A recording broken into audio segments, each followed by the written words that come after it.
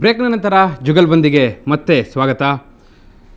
Saudi ಅವರೇ, ಈ ವಿಚಾರದಲ್ಲಿ ರಾಜಕೀಯ ಪ್ರವೇಶ ಮಾಡೋದನ್ನು ಯಾರೂ ಒಪ್ಪಲಿಕ್ಕೆ ಸಾಧ್ಯ ಇಲ್ಲ. ಇಲ್ಲೂ ಕೂಡ ನಾವು ಆ ರಾಜಕೀಯದ ಬಗ್ಗೆ ಚರ್ಚೆ ಮಾಡೋದ್ರಲ್ಲಿ ಅರ್ಥವೂ ಇಲ್ಲ. ಹಾಗಾಗಿ ನೀವು ರಾಜ್ಯ ಸರ್ಕಾರದ ಪ್ರತಿನಿಧಿಯಾಗಿ ಬಂದಿದ್ದೀರಿ, ನೇರವಾಗಿ ಜನರಿಗೆ ಒಂದು ಸಂದೇಶವನ್ನು ನಿಮ್ಮಿಂದ ಬಯಸ್ತೇನೆ. ಏನಂದರೆ, ಯಾವುದೇ ಕಾರಣಕ್ಕೂ ಕೂಡ ಅದು ಬಳ್ಳಾರಿ ಇರ್ಬೋದು, ಬೇರೆ ಜಿಲ್ಲೆಗಳಿರ್ಬೋದು, ಈಗ ಆಂಜನೇಯ ಅವರು ಪ್ರಸ್ತಾವ ಮಾಡಿದಂತಹ ರಾಜಕೀಯ ಪ್ರವೇಶ ಆಗಿದ್ರೆ ಅಂಥದ್ದಕ್ಕೆ ಯಾವ ಕಾರಣಕ್ಕೂ ಅವಕಾಶ ಕೊಡೋದಿಲ್ಲ. ಹಾಗೂ ರಾಜ್ಯ ಸರ್ಕಾರ ಇನ್ನು ಮುಂದೆ ಯಾವುದೇ ಕಾರಣಕ್ಕೂ ಅಂಥದ್ದು ಮರುಕಳಿಸದಂತೆ ಕ್ರಮವನ್ನು ಕೈಗೊಳ್ತೇವೆ ಅನ್ನುವಂಥ ಒಂದು ಭರವಸೆಯನ್ನು ಜನರಿಗೆ ಕೊಡ್ತೀರಾ? ಸರ್, ನಮ್ಮ ಬರ ಅಂದರೆ ಬಹುಶಃ ಇತಿಹಾಸದಲ್ಲಿ ನಾವು ಇತಿಹಾಸದ ಪುಟಗಳನ್ನು ತೆರೆದು ನೋಡಿದ್ರೆ ಉತ್ತರ ಕರ್ನಾಟಕಕ್ಕೆ ಇರ್ತಕ್ಕಂಥ ಒಂದು ಶಾಪ ಅಂತ ನಾನು ತಿಳ್ಕೊಂಡಿದ್ದೀವಿ. ಇಂಥ ಒಂದು ಶಾಪಗ್ರಸ್ತ ಪ್ರದೇಶದಲ್ಲಿ, ಇಂಥ ಒಂದು ಕಷ್ಟಕಾಲದಲ್ಲಿ ನಾವು ರಾಜಕೀಯ ಬೆರೆಸಿದರೆ, ಆ ರಾಜಕೀಯ ಮಾಡುವಂಥದ್ದು ಒಂದು ವೇಳೆ ಮಾಡಿದ್ರೆ ಅಂಥ ಪಾಪದ ಕೆಲಸ ಮತ್ತೆ ಯಾವುದೇ ಅದೇ ದೊಡ್ಡ ಶಾಪ ಆಗ್ತದೆ. ಆ ರೀತಿ ನಮ್ಮ ಸರ್ಕಾರದ ಒಂದು ಆಲೋಚನೆಯಲ್ಲೂ ಕನಸಿನಲ್ಲೂ ಸಹಿತ ಆಲೋಚನೆ ಮಾಡುವಂಥ ಶಕ್ತಿ ನಮ್ಮ ಸರ್ಕಾರಕ್ಕಿಲ್ಲ. ನಮ್ಮ ಮುಖ್ಯಮಂತ್ರಿಗಳಿಗೆ, ನಮಗೆ ಯಾವುದೇ ಶಾಸಕರಿಗೆ, ಮಂತ್ರಿಗಳಿಗೆ ಆ ರೀತಿ ಭಾವನೆ ಎಳ್ಳಷ್ಟೂ ಇಲ್ಲ. ಕೆಲವು ಮಂದಿ ಜನ ಮಾಡ್ಬೋದು, ಒಂದು ವರ್ಷದೊಳಗೆ ಚುನಾವಣೆ ಬಂದು ಇದ ಸದುಪಯೋಗ ಮಾಡ್ಕೊಳ್ಬೇಕು, ಇದ್ರಾಗ ರಾಜಕೀಯ ಮಾಡಬೇಕು, ಸಾಧ್ಯದಟ್ಟು ಸರ್ಕಾರದ ಹೆಸರು ಕೆಡಿಸ್ಬೇಕು ಅನ್ನುವಂಥ ದುರಾಲೋಚನೆ ಕೆಲವರು ಇರ್ಬೋದು. ಆದರೆ ನಾವು ಮಾತ್ರ ಪ್ರಾಮಾಣಿಕವಾಗಿ ಎಲ್ಲ ಪ್ರದೇಶದಲ್ಲಿ, ಅದು ಕಾಂಗ್ರೆಸ್ ಇರ್ಬೋದು, JDS ಇರ್ಬೋದು, BJP ಶಾಸಕರು ಇರ್ಬೋದು, ಯಾವುದೇ ಪ್ರದೇಶ ಇದ್ರೂ ಸಹಿತ, ಯಾವುದೇ ಜಿಲ್ಲೆ ಇದ್ರೂ ಸಹಿತ ಸಮಾನವಾಗಿ ಅಲ್ಲಿರ್ತಕ್ಕಂಥ ಸಮಸ್ಯೆಗಳನ್ನು ಅರ್ಥ ಮಾಡ್ಕೊಂಡು ತಾರತಮ್ಯ ಮಾಡದೆ ನೀವು ನೆರಿಗೆ ಹೋಗ್ತಾ ಇದ್ದೀವಿ. ಸೌದಿ ಅವರೇ, ಜಯಚಂದ್ರ ಅವರೇ, ನೀರಿನ ಸಮಸ್ಯೆ ಪ್ರಮುಖವಾಗಿ ನಾವು ಕಾಣ್ತಾ ಇರುವಂಥದ್ದು ನೋಡಿ. ಈಗ ನೀವು ಅವ್ರ ಮೇಲೆ ಆರೋಪ ಮಾಡೋದು ಬಹಳ ಸುಲಭ, ಆದರೆ ಎಲ್ಲೋ ಒಂದು ಕಡೆ ಹಿಂದಿನ ಸರ್ಕಾರಗಳು ಕೂಡ ಇಚ್ಛಾಶಕ್ತಿಯ ಕೊರತೆಯನ್ನು ಕಾಣಿಸ್ತಾ ಇದೆ. ಹಿಂದಿನ ಸರ್ಕಾರಗಳ ಇಚ್ಛಾಶಕ್ತಿಯ ಕೊರತೆಯಲ್ಲಿ ಪ್ರಮುಖವಾಗಿ ಕಾಣಿಸ್ತಾ ಇದೆ. ಶಾಶ್ವತವಾದ ನೀರಾವರಿ ಯೋಜನೆಗಳನ್ನ ಮಾಡಿದರೆ ಬಹುಶಃ ಇಂತಹ ಬರಗಾಲವನ್ನು ಎದುರಿಸೋದು ದೊಡ್ಡ ಸಮಸ್ಯೆ ಆಗ್ತಾ ಇರಲಿಲ್ಲ, ಅಂತ ದೊಡ್ಡ ಸವಾಲು ಕೂಡ ಆಗ್ತಿರಲಿಲ್ಲ. ನೀವೇ ಹೇಳಿದ್ರೆ ಆಗಲೇ, ಹಿಂದೆ ಕೂಡ ರಾಜ್ಯ ಸರ್ಕಾರ ಇದಕ್ಕಿಂತ ಭೀಕರ ಬರಗಾಲವನ್ನು ನೋಡಿದೆ ಅನ್ನುವಂಥದ್ದು. ಎಲ್ಲೋ ಒಂದು ಕಡೆ ಅಂಥದ್ದೊಂದು ಇಚ್ಛಾಶಕ್ತಿಯ ಕೊರತೆ ಹಿಂದಿನ ಸರ್ಕಾರಗಳಲ್ಲೂ ಕೂಡ ಕಂಡಿದೆ. ಕಾಂಗ್ರೆಸ್ ಸರ್ಕಾರ ಇದ್ದಾಗಲೂ ಕೂಡ ಆ ಇಚ್ಛಾಶಕ್ತಿಯನ್ನು ತೋರಿಸಿಲ್ಲ ಅನ್ನುವಂಥದ್ದು. ಈಗ ನಾನು ಒಂದು ಮಾತನ್ನು ಹೇಳ್ತೀನಿ, ಬರದ ವಿಚಾರದಲ್ಲಿ ರಾಜಕೀಯ ಮಾತನಾಡಬಾರ್ದು. ನಾವು ಕಣ್ಣಾರೆ ನೋಡಿರ್ತಕ್ಕಂಥದ್ದು, ಆ ಜನಗಳ ಕಷ್ಟದಲ್ಲಿ ನಮ್ಮ ಸಹಾನುಭೂತಿ ಇದೆ, ಅನುಕಂಪ ಇದೆ, ಅವ್ರ ಸಹಾಯಕ್ಕೆ ನಿಲ್ಲಬೇಕು ಅಂತಕ್ಕಂಥ ದಿಟ್ಟ ತೀರ್ಮಾನ ನೀರಾವರಿ ಯೋಜನೆಗಳ ಬಗ್ಗೆ ನಾನು ಇವತ್ತು ಶಾಶ್ವತ ನೀರಾವರಿ ಅಂತ ಅಂದಾಗ ಈಗ ಕುಡಿಯೋ ನೀರಿಗೆ ಸಂಬಂಧಿಸಿದಂಥ ಯೋಜನೆಗಳು ಸಾಕಷ್ಟಿದ್ದಾವೆ. ಇವತ್ತು ಮುಖ್ಯಮಂತ್ರಿಗಳೇ ಒಂದು ಉತ್ತರ ಕೊಟ್ಟಿದ್ದಾರೆ. ರಾಜ್ಯಕ್ಕೆ ಬಿಡುಗಡೆ ಆಗಿರ್ತಕ್ಕಂಥದ್ದು 1700 ಕೋಟಿಯ ಯೋಜನೆಗಳನ್ನು ಇವತ್ತು ಅಪ್ರೂವ್ ಮಾಡಿದ್ದಾರೆ. ಬಿಡುಗಡೆ ಆಗಿರ್ತಕ್ಕಂಥದ್ದು 1500 ಕೋಟಿ, ಖರ್ಚಾಗಿರ್ತಕ್ಕಂಥದ್ದು 976 ಕೋಟಿ ಅಂತೇಳಿ. ಅಂದರೆ ಅದು ಶಾಶ್ವತವಾದಂಥ ಸಬ್ಮಿಷನ್ ಯೋಜನೆಯಲ್ಲಿ ಇವತ್ತು ಕೇಂದ್ರ ಸರ್ಕಾರ ಮಾಡಿರ್ತಕ್ಕಂಥ ಒಂದು NWDP ಯೋಜನೆ ಅಂತಕ್ಕಂಥ ಯೋಜನೆ ಅಡಿನಲ್ಲಿ ಬಿಡುಗಡೆ ಆಗಿರ್ತಕ್ಕಂಥ ಹಣ ಇವತ್ತೇ ಖರ್ಚಾಗಿಲ್ಲ. ಅದಕ್ಕೆ ನಾನಾ ಹಂತದ ಒಂದು ತೊಡಕುಗಳಿದೆ, ಕಾನೂನು ತೊಡಕುಗಳಿದೆ. ಆ ತೊಡಕುಗಳನ್ನು ಬಗೆಹರಿಸ್ತಕ್ಕಂಥ ಕೆಲಸವನ್ನು ಮಾಡಿದರೆ ಎಷ್ಟೋ ಮಲ್ಟಿ ವಿಲೇಜಸ್ ಸ್ಕೀಮ್ಸ್ ಅದನ್ನು ಮುಗಿಸ್ಬೋದಾಗಿತ್ತು. ಯಾವುದೇ ಮಲ್ಟಿ ವಿಲೇಜಸ್ ಸ್ಕೀಮ್ಸನ್ನು ಇವತ್ತು ಆ ಯೋಜನೆ ತಗೊಂಡಿರ್ತಕ್ಕಂಥದ್ರೆ ಕನಿಷ್ಠ 10, 15, 20, 30, 40, 60, 70 ಹಳ್ಳಿಗಳಿದೆ.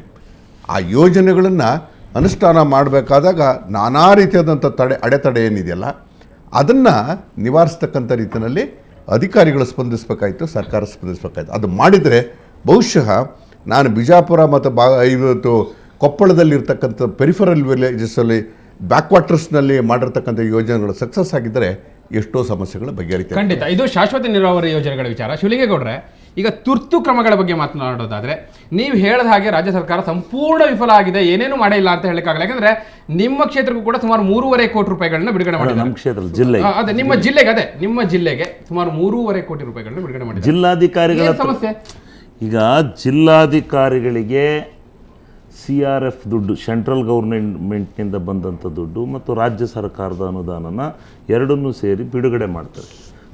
ರಾಜ್ಯ ಸರ್ಕಾರದನ್ನು RDPR ಮುಖಾಂತರ ಬಿಡುಗಡೆ ಮಾಡ್ತಾರೆ. ಇಲ್ಲಿ ಜಿಲ್ಲಾಧಿಕಾರಿಗಳು ಜಿಲ್ಲಾ ಉಸ್ತುವಾರಿ ಸಚಿವರ ಅಧ್ಯಕ್ಷತೆಯಲ್ಲಿ ಸಭೆ ಮಾಡಿ ಅಲ್ಲಿ ಹಂಚಾಕಿದಂಥ ದುಡ್ಡನ್ನು ಜಿಲ್ಲಾ ಉಸ್ತುವಾರಿ ಸಚಿವರ ಒಂದು ಅನುಮೋದನೆಯನ್ನು ಪಡೆದು ನಮ್ಮ ತಾಲೂಕು ಟಾಸ್ಕ್ ಫೋರ್ಸ್ ಕಮಿಟಿಗಳಿಗೆ ಕೊಡಬೇಕು. ನಾವು ಅದಕ್ಕೆ ಕ್ರಿಯಾಯೋಜನೆಯನ್ನು ಮಾಡಿಕೊಟ್ಟು ಜಿಲ್ಲಾಧಿಕಾರಿಗಳಿಂದ ಅನುಮೋದನೆಯನ್ನು ಪಡೆದು ನಾವು ಕಾಮಗಾರಿಗಳನ್ನು ಸ್ಟಾರ್ಟ್ ಮಾಡಬೇಕು. ಇವತ್ತೇನಾಗಿದೆ, ಎಲ್ಲೋ ಒಂದು ಕಡೆ ನಮಗೆ ಬೇಸರ ಆಗಿರೋದು ಅದೇ, ನಾವು ತಾಲೂಕಿನ ಎಲ್ಲ ಕಾಮಗಾರಿಗಳು ಯಾವ್ಯಾವ ಊರಿಗೆ ಬೇಕು ಅನ್ನೋದನ್ನು ನಾವು ತಿರುಗಿ ಪಟ್ಟಿ ಮಾಡಿ ಜಿಲ್ಲಾಧಿಕಾರಿಗಳಿಗೆ ಸಲ್ಲಿಸಿದರೆ ಅವರು ನಾವು ಜಿಲ್ಲಾ ಉಸ್ತುವಾರಿ ಸಚಿವರಿಗೆ ಬರೆದಿದ್ದೀವಿ, ಅಲ್ಲಿಂದ ಬಂದ ಮೇಲೆ ನಾವು ನಿಮ್ಗೆ ಅನುಮೋದನೆ ಕೊಡ್ತೀವಿ ಅಂತಕ್ಕಂಥದ್ದನ್ನು 8, 10, 15 ದಿವಸ ಆದರೆ ಹೆಂಗೆ ಬರೋಣ ಜಿಲ್ಲಾ ಉಸ್ತುವಾರಿ ಸಚಿವರುಗಳಿಗೆ ಅಲ್ಲ, ಅದು ಏನೋ ನಮಗೆ ಗೊತ್ತಿಲ್ಲ, ಅದು ಏನು ಇಚ್ಛಾಶಕ್ತಿ ಇದೆಯೋ ನನಗೆ ಗೊತ್ತಿಲ್ಲ, ಆ ರೀತಿ ಮಾಡ್ತಾರೆ. ಅದರ ಮೇಲೆ ಇನ್ನೊಂದೇನು, ಇವತ್ತು ನಾವು ಅವರಿಗೆ ಪರಿಹಾರ ಷಡನ್ನೇ ಕೊಡಬೇಕು ಅಂದರೆ ಕೊಳವೆ ಬಾವಿಗಳನ್ನು ಕೊರಿಲೇಬೇಕು. ಕೊಳವೆ ಬಾವಿಗಳನ್ನು ಕೊರಿದಲ್ಲೇ ನೀರನ್ನು ನಾವು ಯಾವುದೇ ಮೂಲದಿಂದ ತಂದು ಕೊಡೋಕ್ಕೆ ಸಾಧ್ಯ ಇಲ್ಲ. ಆ ಕೊಳವೆ ಬಾವಿಗಳನ್ನು ಕೊರೆಸೋಕ್ಕೆ ಸೆಂಟ್ರಲ್ ಗೌರ್ಮೆಂಟು ರಿಲೀಸ್ ಮಾಡಿದಂಥ ಹಣದಲ್ಲಿ ನಿಬಂಧನೆಗಳನ್ನು ಹಾಕಿದೆ. ಯಾವುದೇ ಕಾರಣದಿಂದ ಹೊಸ ಕೊಳವೆ ಬಾವಿಗಳನ್ನು ನೀವು ಕೊರೆಸಲಿಕ್ಕೆ ಸಾಧ್ಯ ಇಲ್ಲ ಅಂತ. ಅದಕ್ಕೂ ಕಾರಣ ಇದೆ, ಅಂತರ್ಜಲದ ಕೊರತೆ ಕೂಡ ಇರ್ಬೋದು. ಆದ್ರೆ ಪರಿಹಾರ ಹೆಂಗೆ? ನಾವೀಗ ನಮಗೆ 70 ಕಿಲೋಮೀಟರ್ ಆಗುತ್ತೆ ನದಿಯಿಂದ, ನಾವು ಗೊರೂರು ಡ್ಯಾಮ್ನಿಂದ ಹೇಮಾವತಿ ನದಿಯಿಂದ ನೀರು ತರಬೇಕಾದ್ರೆ ಅಲ್ಲಿಂದ ನಾವು ನೀರು ತಂದು ಟ್ಯಾಂಕರಲ್ಲಿ ಸಪ್ಲೈ ಮಾಡೋಕ್ಕಾಗುತ್ತೆ ಜನಕ್ಕೆ? ನಾವು ಏನೇ ಮಾಡಿದ್ರು ಅಂತರ್ಜಲನ ಹುಡುಕ್ಲೇಬೇಕು. ಅಂತರ್ಜಲನ ಹುಡುಕ್ಬೇಕಾದಾಗ ನೀವು ಇಲ್ಲಿ ಈ ಕಂಡೀಷನ್ ಹಾಕಿದ್ರೆ ನಾವು ಹೆಂಗೆ? ಒಂದು ಪಾಯಿಂಟ್ ಪ್ರಬಲವಾದ್ದು. ಅಲ್ಲ, ಒಂದು ನಿಮಿಷ. ಅದಾದಮೇಲೆ ಈಗ ವಿದ್ಯುತ್ ಶಕ್ತಿ ಸಮಸ್ಯೆ ಭಾಳವಾಗಿ ಕಾಡ್ತಾ ಇದೆ. ಏನು, ಇವರು 2 ಅವರ್ಸು 3 ಫೇಸ್ ಕೊಡ್ತಾರೆ. ಮೋಟ್ರ್ ಸ್ಟಾರ್ಟ್ ಆಗೋದು ಮಾತ್ರ 3 ಫೇಸಲ್ಲಿ 3 ಗಂಟೆ, 2 ಗಂಟೆ, 1 ಗಂಟೆನೂ ಅದು 10 ಸಾರಿ ಹೋಗುತ್ತೆ ಬರುತ್ತೆ. ಆ ಕೊಟ್ಟಂಥ ಸಂದರ್ಭದಲ್ಲಿ ನಾವು ಟ್ಯಾಂಕಿ ನೀರು ಹತ್ಸೋಕ್ಕೆ ಆ ನೀರನ್ನು ಅದೇ ಸಂದರ್ಭ ಮಿನಿ ವಾಟರ್ ಸಪ್ಲೈ ಇರುತ್ತೆ. ಆ ಮಿನಿ ವಾಟರ್ ಸಪ್ಲೈನಲ್ಲಿ ನೀರು ಕೊಟ್ಟಾಗ ಅದೇ ಟೈಮಲ್ಲಿ ಇವ್ರು ಕರೆಂಟ್ ಕೊಟ್ಟಾಗ ಅವರೆಲ್ಲ ಹೊಲ್ದ ಹತ್ರ ಹೋಗಿರ್ತಾರೆ. ಆ ಹೊಲ್ದಳಿತಲಿಂದ ಬಂದು ಆ ಬಿಂದಿಗೆನ ಸಾಲ್ ಮುಂದೆ ಇಟ್ಕೊಂಡು ಕೂತ್ಕೋತಾರೆ. ಅದೇನಾಗುತ್ತೆ, ಆ 1 ಅವರಲ್ಲಿ ಆ ಕೊಟ್ಟಂಥ ಸಂದರ್ಭದಲ್ಲಿ ಇಡೀ ಊರು ಜನ ನೀರು ಹಿಡ್ಕೋಬೇಕು. ಅವ್ರಿಗೆ ಬೇಕಾದಂಥ ನೀರಿನ ಸಾಮರ್ಥ್ಯ ಸಾಕಾಗಲ್ಲ. ಯಾರಿಗೆ ಸಿಕ್ತು ಅವ್ರಿಗೆ ಸಿಕ್ತು, ಬಾಕಿಯವ್ರಿಗೆ ಸಿಕ್ಕಲ್ಲ. ಅವಾಗ ಏನಾಗುತ್ತೆ, ಒಬ್ಬೊಬ್ರು ಏನ್ ಮಾಡ್ತಾರೆ, ಮಗನೇ ಒಂದು 25-30 ಕೊಡೋಣ, ಒಂದೊಂದು ಮನೆಯವರು ಒಂದು 25-30 ಕೊಡೋಣ, ಇದು ಸ್ವಲ್ಪ ಶ್ರೀಮಂತರು ಅವರು ಇವರು ಸಾಲ್ ಮುಂದೆ ತಂದು ಮೊದಲೇ ಕ್ಯೂ ಇಟ್ಬಿಡ್ತಾರೆ. ಇವರು 30 ತುಂಬಿದ ಮೇಲೆ ಅವ್ರಿಗೆ ಸಿಕ್ಬೇಕು. ಆ ಕೊನೆನಿಗೆ 2 ಕೊಡ, ಅವನ ಹತ್ರ ಇರೋವೇ ಮನೇಲಿ 4 ಕೊಡ, ಅವ್ನು 4 ಕೊಡ ತೊಗೊಂಡು ಅಲ್ಲಿ ಹಾಕಿ ಬರೋವತ್ತಿ ಮತ್ತೆ ಸಿಕ್ಕಲ್ಲ. ಅಲ್ಲ, ನೀರಿನ ವಿಚಾರಕ್ಕೆ ಸಂಬಂಧಪಟ್ಟ ಹಾಗೆ ನೀವು 2-3 ವಿಚಾರಗಳನ್ನ ಹೇಳ್ತಿದ್ದೀರಿ. ನಾನು ಅದ್ರ ಬಗ್ಗೆ ನಿಮ್ಮ ಹತ್ರ ಚರ್ಚೆಯನ್ನು ಮುಂದುವರಿಸ್ತೇನೆ. ಅದಕ್ಕೂ ಮೊದಲು ಹುಬ್ಬಳ್ಳಿಯಿಂದ ಮಾಜಿ ಶಾಸಕ CS ಶಿವಳ್ಳಿ ಅವರು ನಮ್ಮ ಜೊತೆ ದೂರವಾಣಿ ಸಂಪರ್ಕದಲ್ಲಿದ್ದಾರೆ. ಶಿವಳ್ಳಿ ಅವರೇ, ಹುಬ್ಬಳ್ಳಿಯಲ್ಲೂ ಕೂಡ ನಾವು ಬರಗಾಲವನ್ನು ನೋಡ್ತಾ ಇದ್ದೇವೆ. ಅಲ್ಲಿನ ಪರಿಸ್ಥಿತಿ ಹೇಗಿದೆ ಹಾಗೂ ಏನು ಹೇಳಲಿಕ್ಕೆ ಇಷ್ಟಪಡ್ತೀರಿ ಈ ಸಂದರ್ಭದಲ್ಲಿ? ಸರ್, ನಮ್ಮಲ್ಲಿ ಧಾರವಾಡ ಜಿಲ್ಲೆಯಲ್ಲಿ ವಿಶೇಷವಾಗಿ ಬರಗಾಲ ಬಿದ್ದು ರೈತ ಬಹಳ ಕಷ್ಟದಲ್ಲಿದ್ದಾನೆ. ಮತ್ತು ಕುಡಿಲಿಕ್ಕೆ ನೀರಿಲ್ಲ, ಕೆರೆ ಎಲ್ಲ ಬತ್ತೋಗ್ಯದವು. ದನಕರುಗಳಿಗೆ ಮೇವಿಲ್ಲದೆ ದನಕರುಗಳು ಕಟಗರು ಹೋಗ್ತಾ ಇದ್ದವು. ಆದ್ರೆ ಗೋಶಾಲೆ ಮೇವು ಬ್ಯಾಂಕ್ ಮಾಡಿ ಅಂತಂದ್ರೆ ಇವತ್ತಿಗೂ ಮಾಡ್ತಾ ಇಲ್ಲ. ಮೇವು ನಮ್ಮಲ್ಲಿ ವಿಶೇಷ ಕುಂದಗೋಳ ತಾಲೂಕದಲ್ಲಿ 2 ಕಡೆ ಮುಳ್ಳಳ್ಳಿ ಮತ್ತು ಹಿರೇಗುಂಜೋಳದಲ್ಲಿ ಮೇವು ಸ್ಟಾಕ್ ಮಾಡಿದ್ರು. ಆದ್ರೆ ರೈತರಿಗೆ ಇವತ್ತು ಕೂಡ ಜಿಲ್ಲಾಧಿಕಾರಿಗಳು ಕೊಡುವಂತ ವ್ಯವಸ್ಥೆ ಮಾಡಲಿಲ್ಲ. ಅಲ್ಲಿ ಹಿರೇಗುಂಜೋಳದಲ್ಲಿ ಕೆರೆಯಲ್ಲಿ ನೀರು ಬಂದು ಮೇವು ಕೊಳಿತಾ ಹೋತು, ಆದ್ರೆ ರೈತರಿಗೆ ಕೊಡ್ಲಿಲ್ಲ. ರೈತರು ಸಾಲ ಮನ್ನಾ ಮಾಡ್ತೀವಿ ಅಂತೇಳಿ ಘಂಟಾಘೋಷವಾಗಿ ಚುನಾವಣೆ ಪೂರ್ವದಲ್ಲಿ ಹೇಳಿದ್ರು. ಇವರಿಗೆ ಅವಕಾಶ ಇತ್ತು. ಈ 2 ವರ್ಷದಿಂದ ನಮ್ಮಲ್ಲಿ ಅತಿವೃಷ್ಟಿಯಾಗಿ ಬೆಳೆ ಹಾನಿಯಾಗಿ ರೈತರು ಸತ್ರು, ಮನೆ ಬಿದ್ದು ಹಾಳಾಗುವುದು, ಅವಾಗೂ ಕೂಡ ಮಾಡಲಿಲ್ಲ.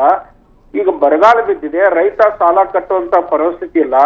ಸೊಸೈಟಿ ಬ್ಯಾಂಕ್ನಲ್ಲಿ ಸಾಲ ಮಾಡಿ, ಟ್ರ್ಯಾಕ್ಟರ್ ಸಾಲ ಮಾಡಿ, ಬೆಳೆ ಸಾಲ ಮಾಡಿ ರೈತ ಕಷ್ಟದಲ್ಲಿದ್ರು ಕೂಡ ಈ ಸರ್ಕಾರ ರೈತನ ಗೋಳನ್ನ ನೋಡಿ ಸಾಲ ಮಾಡಮನ್ನೋಂತ ಒಂದು ಅವಕಾಶ ಈ ಸಂದರ್ಭದಲ್ಲಿ ಇಲ್ಲಿ ಮಾಡ್ಲಿ ಅಂತೇಳಿ ನಾವು ಕೂಡ ಈ ಸಂದರ್ಭದಲ್ಲಿ ಒತ್ತಾಯ ಮಾಡ್ತೇವೆ. ಮತ್ತು ಶೀಘ್ರದಲ್ಲಿ ನಾವು ಹೇಳ್ತೇವೆ, ದನಕರುಗಳು ಕಟಗರ ಪಾಲು ಹಾಕದಾಗೆ ನೋಡ್ಕೋಬೇಕಾದ್ರೆ ಪ್ರತಿಯೊಂದು ಗ್ರಾಮದಲ್ಲಿ, ಯಾವ ಬರಗಾಲ ಪ್ರದೇಶದ ಒಳಪಟ್ಟಂತ ಗ್ರಾಮದಲ್ಲಿ ಪ್ರತಿಯೊಂದಲ್ಲಿ ಕೂಡ ಗೋಶಾಲೆ ಮಾಡಬೇಕು. ಗೋಶಾಲೆ ಮಾಡದೆ ಹೋದ್ರೆ ಮುಂದೆ ರೈತ ಮಳೆ ಬಿದ್ದ ಮೇಲೆ ಆ ಜಮೀನನ್ನ ಬದುಕಿಗಾಗಿ ಎತ್ತನ್ನ ಹೋರಿಗಳನ್ನ ಖರೀದಿ ಮಾಡುವಂತ ಪರಿಸ್ಥಿತಿ ಕೂಡ ಇರುವುದಿಲ್ಲ. ಜಮೀನೆಲ್ಲ ಪಡ ಬಿದ್ದು. ಶಿವಳ್ಳಿ ಅವರೇ, ನೀವು ಒಂದು ವಿಚಾರವನ್ನು ಬಹಳ ಪ್ರಮುಖವಾಗಿದ್ದಿದ್ರಿ, ಮೇವಿನ ಕುರಿತಾದಂಥದ್ದು. ನಿಮಗೆ ಧನ್ಯವಾದ. ನಾನು ವಿಚಾರವಾಗಿ ಇವರಿಂದ ಉತ್ತರವನ್ನು ಕೂಡ ಪಡಿತೇನೆ. ಅದಕ್ಕೂ ಮೊದಲು ಈಗ ಜುಗಲ್ಬಂದಿಯಲ್ಲಿ ಒಂದು ಬ್ರೇಕ್.